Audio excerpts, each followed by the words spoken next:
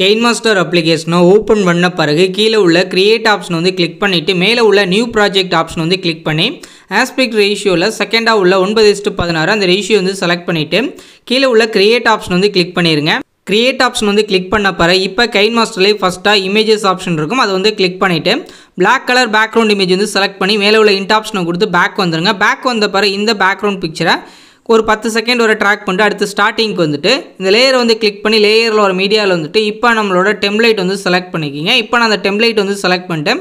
கீழே வந்து ஸ்க்ரோல் பண்ணுறேன். இந்த ஃபிளிட் ஸ்க்ரீன் ஆப்ஷன் வந்து கிளிக் பண்ணி ஃபுல் ஸ்க்ரீன் வந்து கொடுத்துட்டு இப்போ இந்த டெம்ப்ளேட்டோட எண்டுக்கு போயிட்டு இந்த லேயரை வந்து கிளிக் பண்ணி லேயரில் ஒரு மீடியாவில் வந்துட்டு இப்போ உங்களோட பிக்சர் வந்து செலக்ட் பண்ணிக்கிங்க. இப்போ நான் அந்த பிக்சர் வந்து செலக்ட் பண்ணிட்டு இந்த பிக்சரை அப்படியே ட்ராக் பண்ணிக்கிறேன். ட்ராக் பண்ணிட்டு அடுத்து ஸ்டார்டிங்க்கு வந்து இந்த ஆரோ ட்ராக் பண்ணி உங்களுக்கு என்ன சைஸ் வேணுமோ அந்த சைஸ் வந்து அட்ஜஸ்ட் பண்ணி வச்சுக்கோங்க.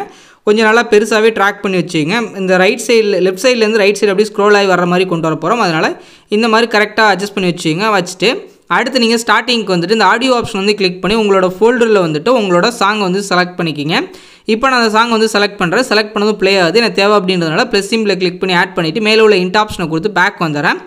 அடுத்து பார்த்தீங்க அப்படின்னா இப்போ உங்களோட பிக்சர் வந்து செலக்ட் பண்ணிட்டு கீழே வந்து ஸ்க்ரோல் பண்ணுங்கள். இதில் அட்ஜஸ்ட்மெண்ட் ஆப்ஷன் வந்து கிளிக் பண்ணிவிட்டு இதில் வந்து சேச்சுரேஷன் கான்ட்ராஸ்ட் ஹைலைட்ஸ் அப்படின்ற இந்த 3 ஆப்ஷனும் ஒரு 15லேருந்து ஒரு 20 பாயிண்ட் ஒரு அட்ஜஸ்ட் பண்ணிட்டு கீழே வந்து ஸ்க்ரோல் பண்ணுங்கள். லாஸ்ட்டாக அப்ளை டு ஆல் அப்படின்றத கொடுத்துருங்க. நல்லா டார்க்காக இருக்கும் அதுக்காக தான்.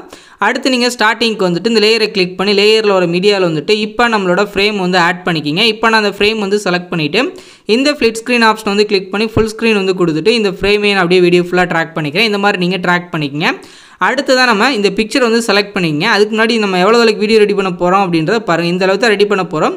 அதனால் இந்த டியூரேஷனோட எண்டுக்கு வந்துட்டு இந்த டெலிட் ஆப்ஷன் மேலோட கீ ஆப்ஷன் வந்து கிளிக் பண்ணி ஒரு ப்ளஸ் வந்து கொடுத்துட்டு உங்களோட பிக்சர் அப்படியே நீங்கள் ட்ராக் பண்ணுங்கள். ட்ராக் பண்ணி இந்த மாதிரி சென்டரில் இருக்கிற மாதிரியே நீங்கள் அட்ஜஸ்ட் பண்ணி விட்டுருங்க. இந்த அளவுக்கு நீங்கள் அட்ஜஸ்ட் பண்ணாலே போதும் நம்மளுக்கு. இந்த மாதிரி நீங்கள் அட்ஜஸ்ட் பண்ணிவிட்டு இப்போ நம்மளோட வீடியோ இந்த அளவுக்கு தான் தேவை அப்படின்றனால இந்த அளவுக்கு வந்துட்டு மேலே உள்ள பேக்ரவுண்ட் வந்து செலக்ட் பண்ணி இந்த ட்ரிம் அண்ட் ஸ்ப்ளிட் ஆப்ஷன் வந்து கிளிக் பண்ணி செகண்டாக உள்ள ஆப்ஷன் வந்து கிளிக் பண்ணி கட் பண்ணிங்க. இந்த மாதிரி கட் பண்ணிட்டீங்கன்னா எக்ஸ்ட்ரா உள்ள எல்லாமே கட் ஆகிடும். இந்த அளவுக்கு தான் உங்கள் கேலரியில் வந்து சேவ் ஆகும். இப்போ நீங்கள் ஸ்டார்டிங்க்கு வந்துட்டு நம்ம ரெடி பண்ண பர்த்டே ஸ்டேட்டஸ் வீடியோட ப்ரிவியூ வந்து பார்த்துருங்க. ப்ளே பண்ணுறேன். இந்த மாதிரி உங்களோட பிக்சரை ஆட் பண்ணி ரொம்ப சூப்பராக ஒரு ஸ்டேட்டஸ் வீடியோ வந்து ரெடி பண்ணிக்கலாம். பர்த்டே ஸ்டேட்டஸ் வீடியோ இப்போ ரெடி பண்ண வீடியோ உங்கள் கேலரியில் சேவ் பண்ணுறதுக்கு மேலே உள்ள அந்த ஷேர் ஆப்ஷன் வந்து கிளிக் பண்ணிவிட்டு உங்கள் மொபைலுக்கு என்ன ஃபார்மேட் வந்து சப்போர்ட் ஆகுமோ அதை வச்சுட்டு கீழே உள்ள சேவஸ் வீடியோ அப்படின்றத கிளிக் பண்ணிடுங்க. இது ஃபுல்லாக ரெண்டராகி முடிஞ்சது உங்கள் கேலரியில் சேவ் ஆயிடும்.